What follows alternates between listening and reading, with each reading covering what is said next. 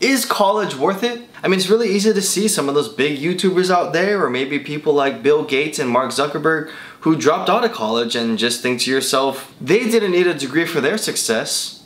Why should I need one? But never mind those opinions of the guys with no degrees. What about some guy in Hawaii who's an engineer that has 2 degrees? Someone who actually lived and breathed the system of a university, graduated and thought, maybe I'll go again for my master's. And so that's what we're going to talk about today, my thoughts on getting an undergraduate degree and my main issues with the whole college process. And if you're new here, don't forget to hit that like button and subscribe and hit the notification bell below so you can join our growing family here on YouTube. And with that, let's get into the video. So number 1, I question the amount of value that college actually brings to the table. And for me growing up, that was just the standard. You needed to get an undergraduate degree in order to create a good life for yourself. And those thoughts were instilled in me by my parents, and it makes sense because back in their day, that was kind of the truth. But since then, the cost of college has gone up exponentially, and it really hasn't kept up with the growth of wages over time. And in one of my previous videos, I went over my degree and I ranked each course in the amount of value that it actually has in my day-to-day life now.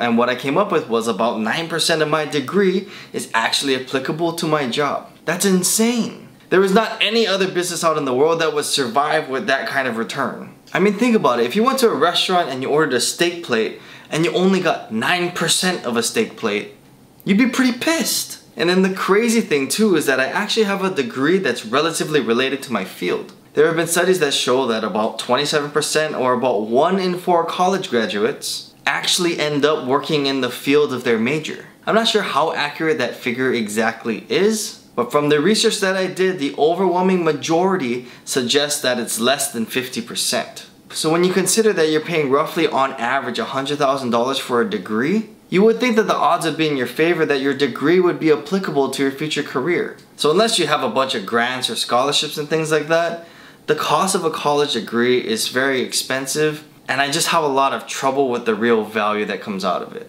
And value ties nicely into my next point, student loans. Studies have shown that over 50% of students need to take out some sort of loan to fund their education. But sure, there's nothing wrong with taking out debt. I mean, think about housing mortgages. But there's a difference between that kind of debt, which I consider good debt, and bad debt, which I would relate more to student loans. And it kind of ties back to that value that we were talking about earlier. If you're paying roughly $100,000 for your degree, and the average salary coming out of college is about $50,000 per year, that's technically less than the tradesman with no degree that has been working for 4 years during the time you were in college. Kind of makes you think about that a little bit. Furthermore, the average student debt coming out of college is $35,000. That means that if you're assuming like an average of 5% interest on your student loans, if you're going to pay that off over 10 years, you're paying roughly $371 per month for 10 years. On a $50,000 salary, that's like 10% of your paycheck that's just going right out the window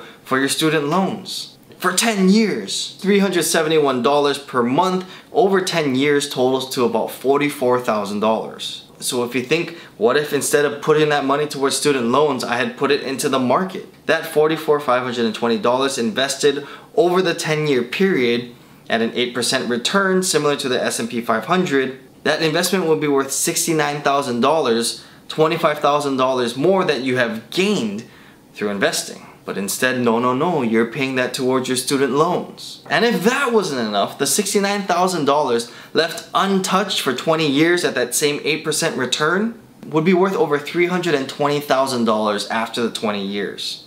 So, you tell me if you think taking out student loans is worth it. And number 3, I have some qualms with like the real differentiation between different schools. So when you're graduating high school and you're applying to colleges, you know, they have all those different college rankings out there. But when you really boil it down, what do those rankings really mean? At the end of the day, all we really want as students is to be able to get a really good job in a career that we want to be in. But I'm not sure if those rankings are really measured in terms of student success. Like, is there actual data out there of the percentage of graduating students that are actually working in the field of their choice? Or the percentage of students that are making more money than the average in their industry? Like, statistics like that show you how this college can differentiate their program from everybody else. And I realize that some of those are just ideal situations, maybe even impractical data, but I just think colleges really should be measured by the success of their students. Like a lot of big universities out there are just research universities. So the professors that they hire are really researchers at heart. It's like actual teaching is just the unfortunate byproduct of their actual position. And I'm sure there are some outliers out there. There are some really good teachers. I think UW is a great example of having a great civil engineering program. But here comes the hot take. Because all these rankings and all these different schools and prestige and things like that really don't take into account how well you're actually prepped for the real world. I think where you go for undergrad, unless you're going to something very specialized that requires a certain school, you can go anywhere you want. The school that you go to doesn't really matter. It's more important how you use your time when you're in college, getting experience, doing internships, making connections, that's really going to set you apart and jumpstart your career. And I think companies are also starting to realize this as well. The fact that just having this piece of paper and this degree doesn't necessarily at all mean that you know how to be a good employee. So issue number 4. Big decisions are made in the college process in really strange times. What do you mean by this, Keenan? Would you want a high school senior making any sort of career decisions for you? Or would you even want a college sophomore making any sort of career decision for you? Probably the answer is no. But these are the times, high school senior, college sophomore, when you're making decisions about where you're going to go to school and what you're going to major in. And these are usually during times when you have no experience and you barely even know what you're doing. So when you're high school senior deciding where to go to college, you have to consider what programs the school has to offer. Is it in a good city with a lot of opportunity? And then when you're a college sophomore, what you're majoring in matters because you don't want to get an unnecessary degree. So like I would hate for someone to go to MIT and then realize that they hate engineering. And that's the whole thing about it. You have to decide what you're going to get your degree in and where you're going to be going at times when you really don't even know what that job entails. And number 5, you can pretty much learn anything you learned in college either for free or at a fraction of the cost. And this is kind of why too I have such a big emphasis on value in my first point. I could see if all this information was a secret.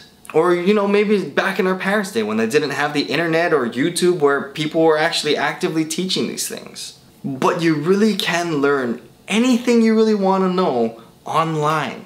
And that's why too I have a very hard time digesting and understanding how schools can charge any sort of fee for online learning for things that already exist in the space. And usually the people that teach it online are actually doing it as part of their careers, and that's actually their passion. So they're probably even better than the professor that you have at your school. So what are your thoughts out there about college? I'd be curious to know if you agree with me, disagree with me in the comments below. Don't get me wrong, I'm very happy to be an engineer.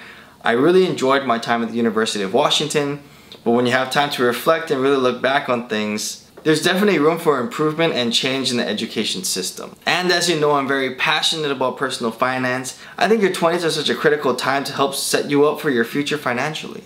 So just to see how this whole college process can put a financial burden on others, makes me just want to say a thing or two about it. So if you enjoyed this video, don't forget to hit that like button and subscribe and hit the notification bell below so you can join our growing family here on YouTube. And because we all love free things, don't forget to use my link below, deposit $100 on Weeble's platform and get 2 free stocks. Thank you so much for watching, I really appreciate your time and I'll see you on the next video.